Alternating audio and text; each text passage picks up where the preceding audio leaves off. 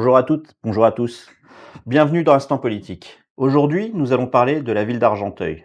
Ville stratégique et populaire du Val d'Oise, elle s'apprête à tourner un nouveau chapitre et on reçoit dans ce cadre-là Monsieur Nicolas Boujard. Bonjour. Bonjour Monsieur Boujard. Avant d'entrer dans le vif du sujet, Monsieur Boujard, est-ce que vous pouvez succinctement vous présenter et vous présenter à nos téléspectateurs? Bien sûr. Je commencerai par le plus important. Je suis argenteuilais avant tout. Voilà. Installé depuis près de 20 ans maintenant sur la ville d'Argenteuil, après un parcours dans différents endroits. Je suis à l'origine brestois. Je suis né à Brest, en Bretagne. Et j'ai été amené à exercer mon métier de professeur de mathématiques dans plusieurs endroits. J'ai en particulier beaucoup travaillé à l'étranger. J'ai travaillé au Maroc, j'ai travaillé en Amérique du Nord, au Canada, j'ai travaillé en Amérique du Sud, au Chili. Puis je me suis installé à Argenteuil. Et là, père de 2 enfants, et dans le cadre d'une recomposition familiale, comme on dit, maintenant nous avons 2 filles, 2 garçons et 2 petits-enfants. Donc profondément attaché à ma ville, je me lance dans cette campagne municipale. Voilà. À quel moment vous avez fait le choix de passer de simple citoyen à peut-être citoyen engagé, et même élu politique? Quand est-ce que vous avez décidé? Ah, alors là, il faudrait reparler de l'histoire familiale. Je suis issu d'une famille militante. Voilà, donc mon père était ouvrier à l'Arsenal de Brest, ma mère était elle coiffeuse, mais très engagée en politique et très engagée à gauche. Ils étaient membres tous les deux du Parti communiste, donc j'ai toujours baigné dans cette ambiance, dans cette atmosphère. Très jeune, j'ai adhéré aux Jeunesses communistes, on a fait notre apprentissage comme ça. Donc vous êtes Et passé par le Parti communiste avant de passer oui, au par Parti tradition socialiste? familiale, oui. Et très jeune, j'étais dans cette dynamique.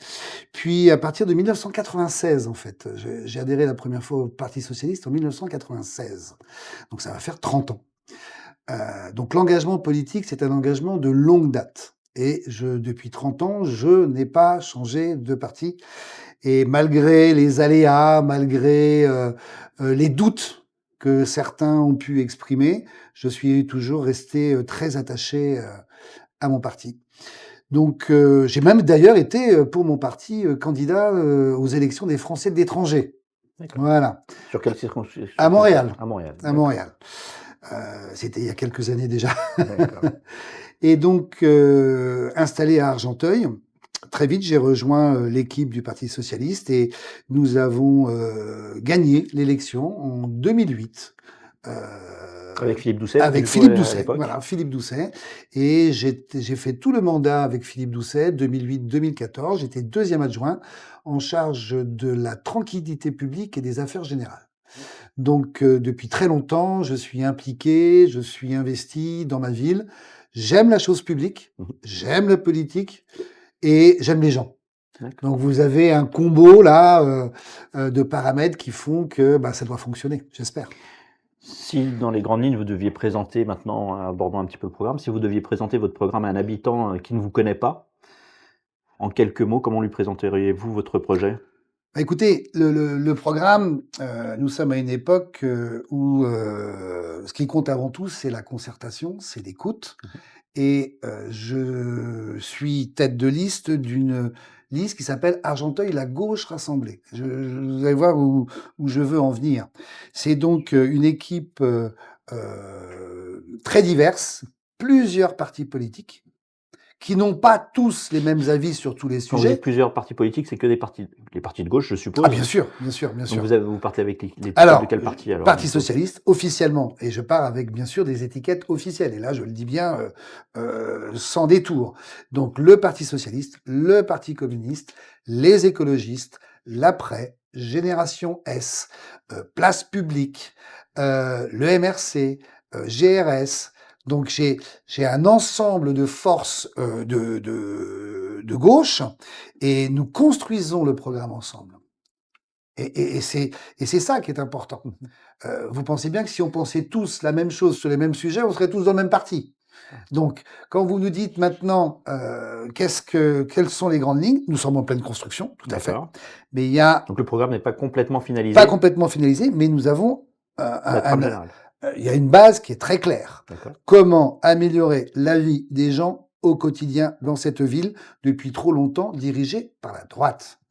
Je suis très attaché au rôle de proximité du maire, des élus, qui sont, alors l'expression n'est pas de moi, elle est assez courante.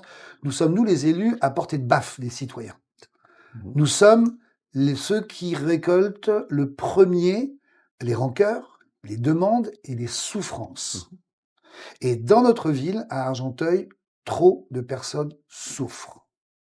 Et là, la municipalité de droite, au lieu d'être un petit peu le bouclier social de politiques réactionnaires et de politiques de régression, elle renchérit ces politiques qui attaquent les plus faibles.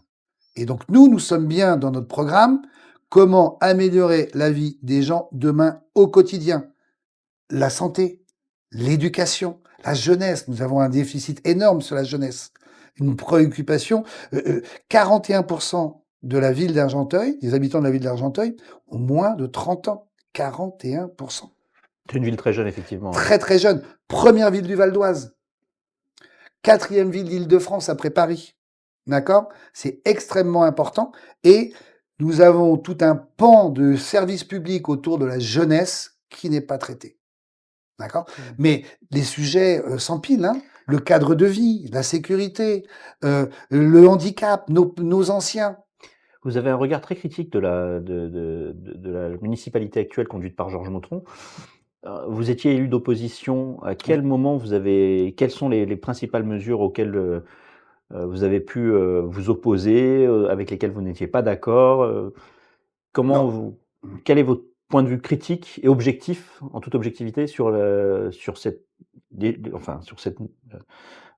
mandat de Georges Mautron, qui d'ailleurs se représente? Oui, qui se représente, tout à fait. Écoutez, faut dire aussi clairement les choses aux gens, pardon. Quand vous êtes dans l'opposition, vous n'avez pas les leviers. Voilà. Vous ne décidez même pas de l'ordre du jour, vous ne participez même pas à l'ordre du jour du conseil municipal. D'accord? Donc, quand vous perdez une élection, il faut vous dire comment construire une équipe, une dynamique qui vous fera gagner l'élection suivante, puisque c'est le seul moyen de faire changer les choses. Quand vous êtes dans l'opposition, vous pouvez bien sûr prendre la parole, faire des moments qui peuvent être intéressants, vous haranguez les foules, vous n'êtes pas content, on dit souvent, vous dites ce scrogneux, mais la majorité fait en sorte qu'ils continuent leur politique. D'accord? Par contre, je crois beaucoup plus à la mobilisation. C'est pas au sein du conseil municipal, c'est la mobilisation populaire qui, elle, va faire changer les choses. Exemple, il y a eu un très beau combat, auquel évidemment je me suis associé, et pleinement, c'était la défense de l'espace Jean Villard. D'accord? Non à un projet qui bétonnait les quais de Seine, qui détruisait un symbole très important de notre ville. Et ça, ce qui a pu faire changer, c'est la mobilisation citoyenne des uns et des autres. C'est comme ça qu'on peut faire avancer les choses quand vous êtes dans l'opposition. Oui, Monsieur Boujard, vous venez de parler de bien des choses, de vos actions depuis bien longtemps dans la ville d'Argenteuil. On aimerait savoir en quoi serez-vous différent du maire actuel une fois élu? Oui, très bonne question. Déjà, sur le programme politique, vous pensez bien que gauche et droite, contrairement à ce que certains veulent faire croire, c'est pas la même chose. Faut être très clair là-dessus. D'accord? Il y a des incontournables chez nous. Et heureusement encore, parce qu'autrement, ça ne servirait à rien de changer de majorité. Tout simplement parce que je considère que cette ville d'Argenteuil, Mautron a été élu pour la première fois en 2001. Nous ne sommes pas à la place que nous devrions occuper. Nous sommes, je donne souvent l'exemple, hein, le budget de fonctionnement de la ville d'Argenteuil, c'est 370 millions d'euros. D'accord, on pourrait Par an? décomposer par an. Oui, oui, Oui, bien bien sûr, sûr. on parle toujours en budget annuel. On pourrait décomposer puisqu'il y a du fonctionnement, de l'investissement, et cetera. C'est comme si le PSG, avec les millions dont il dispose, jouait en 2e division. L'image, elle est là. C'est nous avons loupé tous les trains et sans mauvais jeu de mots. En termes de transport, par exemple, 4e ville d'Île-de-France. Nous n'avons pas de métro, nous n'avons pas de tram, nous n'avons pas de RER. C'est scandaleux. Dans mes interventions au conseil départemental, je dis souvent, nous, à Argenteuil, c'est simple. Nous voulons tout parce que nous n'avons rien. Évidemment, c'est une formule un peu punchline, mais ça représente bien ce pourquoi je m'engage aussi dans ce combat. Nous sommes à un niveau où nous ne devrions pas être du retard sur toutes les politiques publiques. Et concrètement, Monsieur Boujard, donc si vous étiez élu maire d'Argenteuil, quelles seraient, les premières décisions que vous prendriez dans les 100 premiers jours? Alors, les premières décisions, comment je veux dire, concrètes. Concrètes. Concrète, oui. J'en ai une. Parce que j'y crois beaucoup et encore une fois, je vais reparler de la jeunesse. Juillet 2026, 1000 enfants partent en colonie de vacances.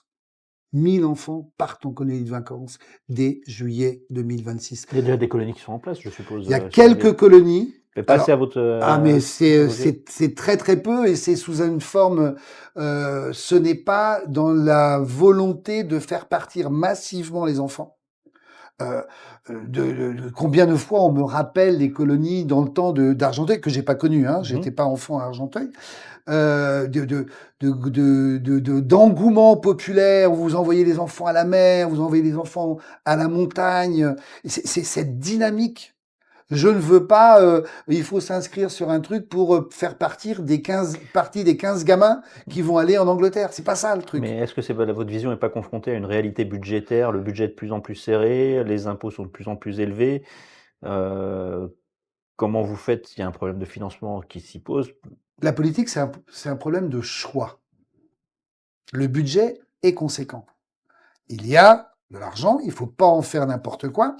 Et c'est très intéressant votre question parce que quand on est candidat de gauche, souvent on nous demande de nous justifier sur les financements. Sous-entendu que la gauche est forcément dépensière, gabegie, etc. Nous avons prouvé dans notre histoire, hein, et en responsabilité dans plein de villes, dans plein de collectivités territoriales, on n'a aucune leçon à recevoir de la part de nos adversaires politiques, et en particulier de la droite, sur la gestion financière. Donc, faire de la politique, gérer une ville, gérer une collectivité territoriale, c'est faire des choix. Eh ben, le choix sur la jeunesse, sur l'insertion, sur la promotion de nos talents, ça, c'est essentiel. Il faudra peut-être point d'autres choses à la place. Mais nous sommes responsables. Monsieur Boujard, Oui, pardon. du point de vue social, avez-vous entendu parler de l'affaire Molodor à Argenteuil? Du Malodor. Malodor, Oula, c'est une espèce de Oula. phénomène de Molodor anti-SDF. Ah, c'est très très vieux, c'est très très vieux ça. C'est très vieux. C'est les années 2000 Mm. et c'était un répulsif qui avait été utilisé dans certains endroits de la ville, qui avait été Ouais, commandé par c'était- la mairie Oui. pour être répandu à des endroits pour faire fuir les SDF. Les C'est pour ça que ça SDF. s'appelle Malodor. Malodor. Ça sent tellement mauvais que les SDF ne peuvent pas rester là. Bon, sur le fond, c'est absolument innommable de vouloir chasser des gens qui cherchent à des fois tout simplement avoir un peu de chaleur, à se réfugier, à se protéger. C'est absolument scandaleux cette affaire-là. Ça me fait rebondir, merci de votre question, ça me fait rebondir sur un autre scandale qui est que la première ville du Val d'Oise n'a pas de centre d'hébergement d'urgence. Première ville du Val d'Oise, faut le marteler. Et donc nous avons des gens qui dorment dans la rue, des gens qui ont froid, des gens qui ont faim, et rien n'est fait. On nous dit c'est de la responsabilité de l'État qui doit ouvrir des gymnases, etc., etc. Mais bon sang de bonsoir, il nous faut un CHU, alors centre d'hébergement d'urgence, pardon, pérenne, ouvert H24 toute l'année. Parce que le problème des SDF, on en parle beaucoup l'hiver, mais on oublie de dire que la plupart des SDF meurent l'été. Là aussi, déshydratation, etc. Il faut un CHU ouvert toute l'année, 7 jours sur 7, dans notre ville. Et ça, je m'y Et engage. avec quel budget, tout ça? Ce que je disais tout à l'heure, on fera des choix, et deux, nous irons chercher les fonds. Parce qu'un CHU, ça s'ouvre en partenariat avec les services de l'État, et nous saurons aussi nous faire entendre, parce que ça aussi, c'est un problème d'Argenteuil, savoir se faire entendre auprès des partenaires, l'État, la région, le département, l'Europe. Il faut aller chercher des fonds européens sur les sujets, bien sûr, qui sont du ressort du fonds européen. Il faut aller chercher ces budgets-là. Alors vous parlez effectivement de recherche de fonds. Il y a une question qui intéresse beaucoup les habitants d'Argenteuil, c'est d'être sûr que leurs impôts locaux ne seront pas augmentés. Parce qu'on voit les taxes foncières flamber depuis quelques années. On voit que l'imposition locale ne cesse d'augmenter, que ce soit la CFE, la CVAE auprès des entreprises. On a un ressentiment d'augmentation fiscale qui pèse auprès des différents acteurs. Et quelle est votre position par rapport à cette situation? Est-ce que vous vous engagez à ne pas augmenter les impôts? Est-ce que vous envisagez de continuer leur augmentation?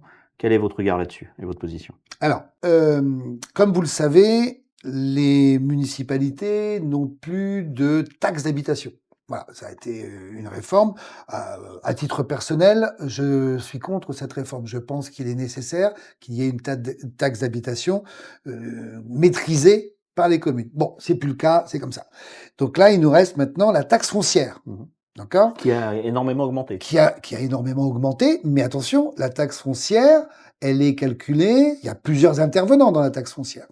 Il y a la part municipale, mais il y a la part de d'autres collectivités. Il y a même une partie pour le Grand Paris, je vous rappelle, hein, d'accord ? Et puis il y a surtout la taxe foncière qui s'appuie sur ce qu'on appelle les bases, le calcul des bases. Et les bases sont revalorisées automatiquement par le Parlement tous les ans. Donc la taxe foncière, oui, augmente, mais pas nécessairement à cause de la partie municipale. Les taux municipaux peuvent ne pas bouger, et je m'y engage. Je ne toucherai pas au taux municipal de la taxe foncière. Mais simplement, je ne suis pas responsable de l'augmentation des bases. Je ne suis pas responsable des choix que vont faire le conseil départemental ou le conseil régional. Motron, ça a été facile. Il a dit moi, j'ai pas augmenté les impôts, patati patata. Mais pendant le même temps qu'il disait ça, il votait, lui et la droite, votaient l'augmentation de la part départementale. Plus de 50% d'augmentation en 10 ans de la part départementale. Vous voyez ce double discours. La droite départementale, la droite régionale augmentent leur quota. Et puis c'est beau jeu de dire mais moi j'ai rien fait ici sur la municipalité. Monsieur Nicolas Bouchard, vous venez de décrire maintes choses tout à l'heure. On aimerait savoir quel est le véritable ennemi de la ville d'Argenteuil aujourd'hui, du point de vue l'insécurité, la pauvreté, la division politique, le décrochage de la jeunesse, ou autre chose selon vous? Le véritable ennemi. Vous avez cité beaucoup de choses. Je dirais, moi, les retards de notre ville et les sujets sur lesquels on ne s'est pas suffisamment penché. J'ai parlé tout à l'heure, et parce que moi, je pense très sérieusement que c'est un axe fondamental dans notre ville, c'est la jeunesse, la promotion de nos talents, de nos compétences. On doit mettre en place, ça c'est le rôle, j'y crois profondément, c'est le rôle de la municipalité. Surtout, et je pense que nous en parlerons, dans une ville aussi diverse, et vous comprenez quand je dis le mot diverse, nos gamins ont plusieurs handicaps. Hein. Moi je dis souvent, et je rattache avec mon métier évidemment de proviseur de lycée, nos gamins partent avec 25 kilos de cailloux dans le dos. Hein. Alors que d'autres partent avec des chaussures de course. Voilà. Et ben ça, par exemple, nous devons mettre en place un service dédié pour faire émerger ces talents, parce que ces talents existent. J'en ai assez qu'on ne parle de nous qu'au travers des faits divers. Voilà. On doit parler de la première ville d'Argenteuil pour ses talents, pour ses réussites. Et ça, c'est pas suffisamment fait. Voilà. On voit beaucoup d'entreprises quitter Argenteuil et partir d'Argenteuil. Quel est votre regard là-dessus? Qu'est-ce qui bloque selon vous? Qu'est-ce qui fait ce désamour d'Argenteuil pour les Les grandes entreprises entreprises. et qui a un impact forcément sur Mmh. l'économie locale? Alors, je vais modérer un tout petit peu le propos. Oui, évidemment, on a vu, des grandes entreprises nationales quitter, Argenteuil et c'est une erreur majeure. Dassault, par exemple, qui quitte Argenteuil pour aller à Cergy. Le maire de Cergy que je connais très bien, Mmh.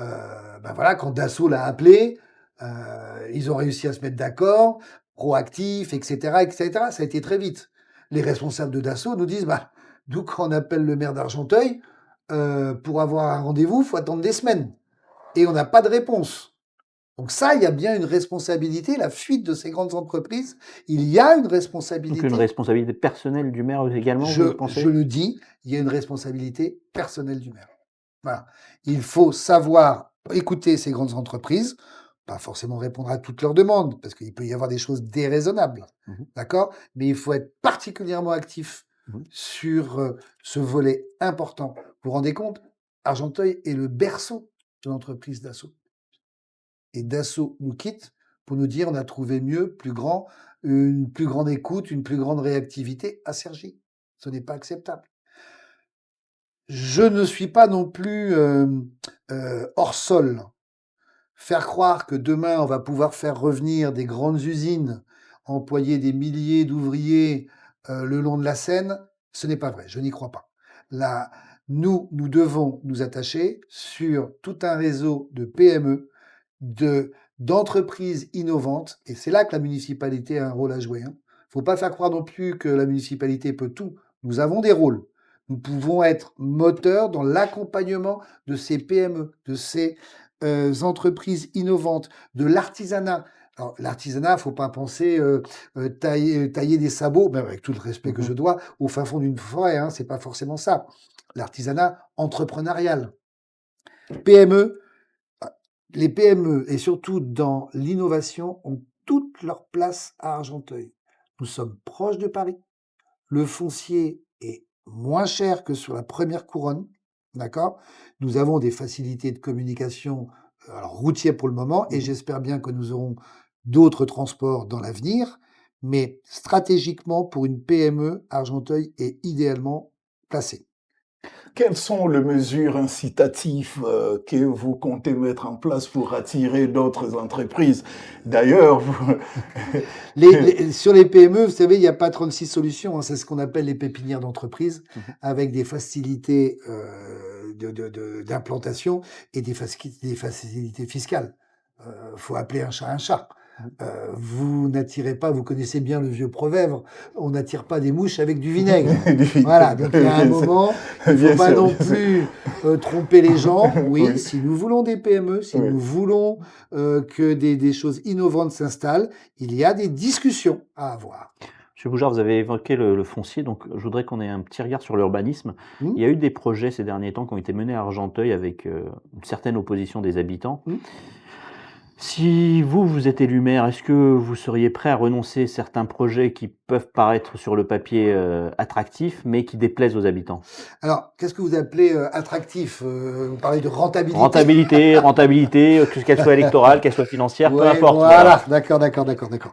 Écoutez, je pense que dans le cadre de l'aménagement d'une grande ville, les grands projets structurants doivent être, alors je vais pas dire le mot soumettre parce que soumis c'est un petit peu délicat, mais on doit s'appuyer sur des consultations publiques Mmh.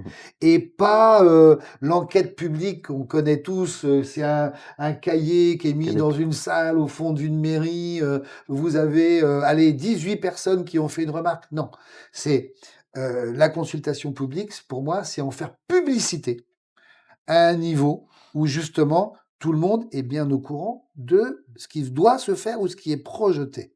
D'accord? Après que les gens réagissent ou pas, ça c'est leur souci. D'accord? Mais moi, mon engagement, c'est de faire publicité de ces grands aménagements. D'accord? Et tenir compte du coup Et tenir de la compte, volonté et de la tenir compte. Vous majorité. savez, il y a eu une tentative de mettre sur un espace qu'on appelle la butte d'Orgemont, le maire actuel avait voulu mettre un Lidl, une aberration totale. Et il avait voulu le faire en catimini. Pour Et quelle là, raison aberration selon vous? une aberration parce que cette butte-là doit faire partie d'un continuum vert, d'accord. Et le dernier espace qui reste sur cette butte-là, d'accord, doit être, et il a été déclaré depuis, hein, doit être incorporé dans une zone protégée, portée par la région, et on doit avoir une continuité d'un ensemble paysager cohérent. Vous cassez une moitié d'une butte pour mettre un Lidl, on est à l'opposé de ce qu'on doit faire. Imperméabilisation des sols, etc. C'était vraiment une grosse bêtise. Et là encore une fois, un peu comme sur, c'est pas un peu, c'est comme sur Jean Villard, la mobilisation populaire a fait que le maire actuel a fait marche arrière, mais sous la pression, pas sous D'accord. la consultation. Et donc Oui. moi, pour éviter la pression, on met d'abord en place des consultations. Monsieur Nicolas Bouijard, nous aimerions savoir qu'est-ce que un pouvoir très long tel que celui de maire sortant finit par provoquer dans l'esprit des habitants en termes d'immobilisme et de comment dire de lassitude dans les esprits des habitants. Alors je pense que Ville, déjà, ville. en tant que journaliste, vous pouvez leur demander. Non, oui, Mais parce que moi, oui, mon ressenti, parce mon, que mon le- ressenti, je vais pas vous faire le coup du lâche du capitaine, c'est pas sérieux tout ça. Euh, je pense qu'il faut arrêter de prendre les citoyennes et les citoyens pour des benets, dans le sens, les gens savent voir, constatent, euh, traversent la Seine, constatent les développements de telle ou telle ville, reviennent en traversant la Seine et sont tout à fait capables de voir leur retard. Ouais. On a, il n'y a même plus besoin de paroles, c'est visible maintenant. C'est visible. Nous avons un retard sur tellement de sujets. Très bien. Argenteuil est une ville très disparate, avec beaucoup de population, très cosmopolite. Certaines populations ont l'impression qu'on les oublie pendant le mandat et qu'on repense à elles au moment des Ah. élections. Comment vous comptez changer cette relation, la relation de ces populations par rapport à la municipalité, et leur rapport par rapport à leur rôle de citoyen et au sens civique du terme? Ouais. Alors, que Argenteuil soit une ville cosmopolite, ça n'échappera à personne. Non. D'accord. La problématique, c'est, comme vous dites, hein, au moment des votes, avec des approches des fois un petit peu surprenantes autour des cultes, par exemple. On va se rapprocher de tel ou tel communiqué, de telle ou telle communauté. À mon avis, c'est pas ça qui fait ville. Hein. Faire ville, c'est être capable de faire que, quel que soit son passé, son parcours, eh ben, on doit participer au moment présent et on doit participer à l'avenir, voilà, de notre ville. Et pour cela, j'ai toujours été surpris. Je me souviens de discussions avec certains Chibani qui sont à Argenteuil depuis 50 ans, qui connaissent Argenteuil comme leur poche.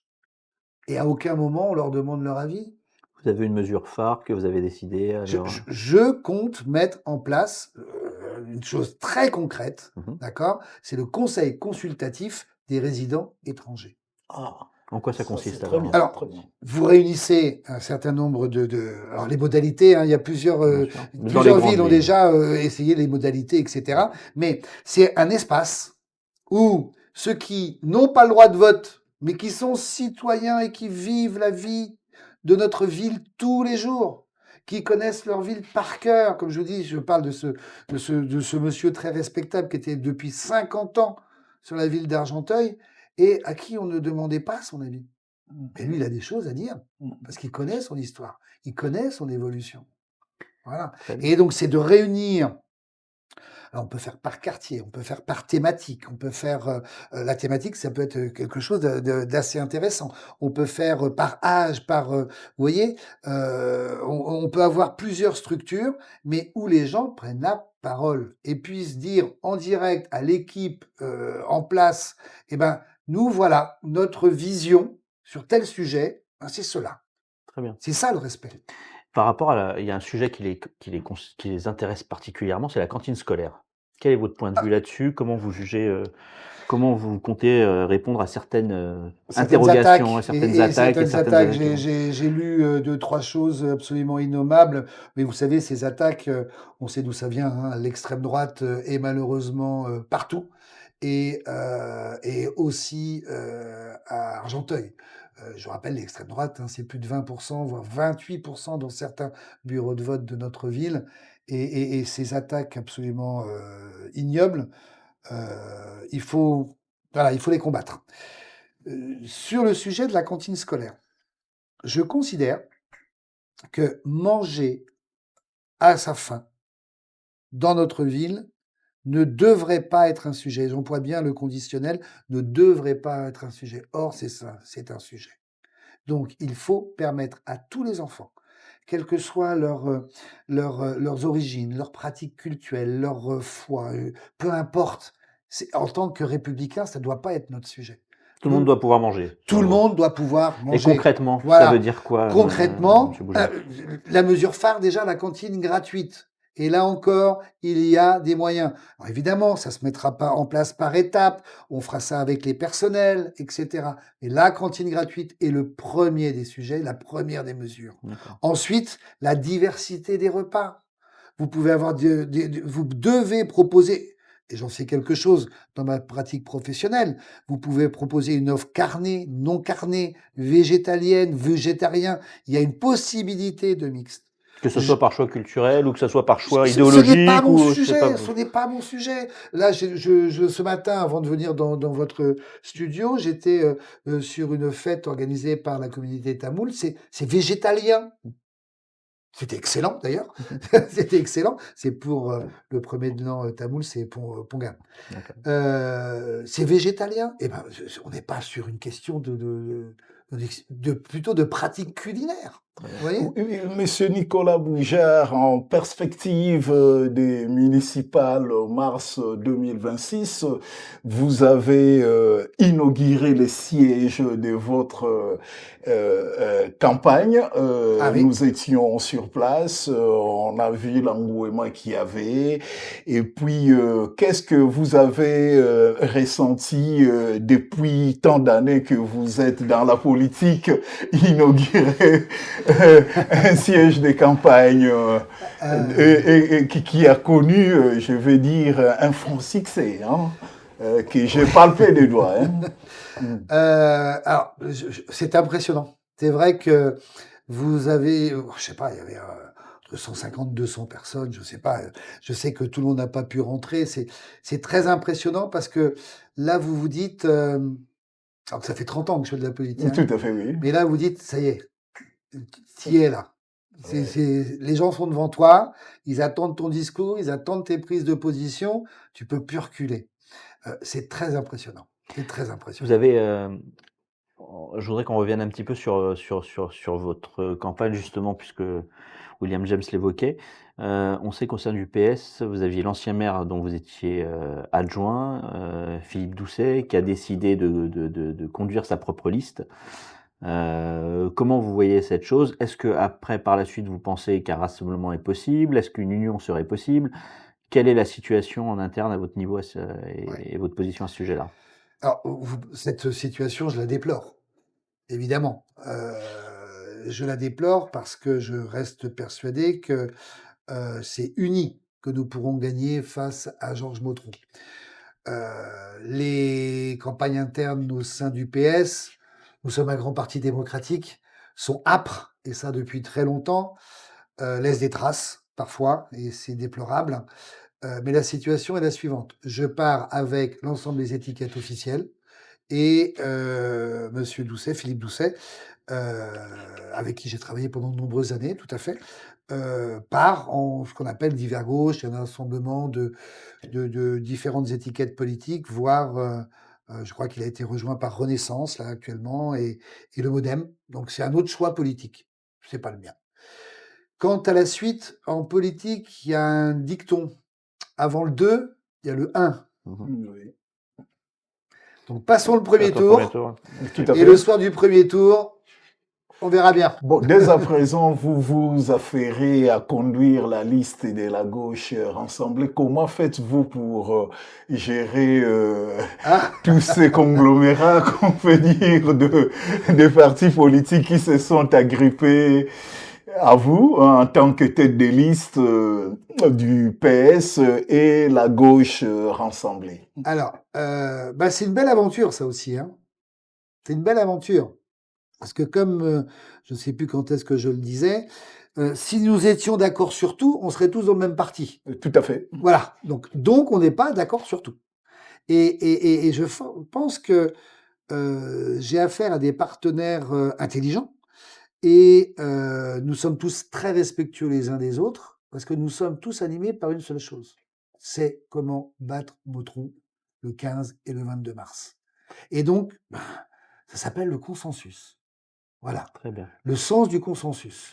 Le sens du On consensus. arrive au terme de l'émission, Donc, Monsieur Boujard. Une dernière question.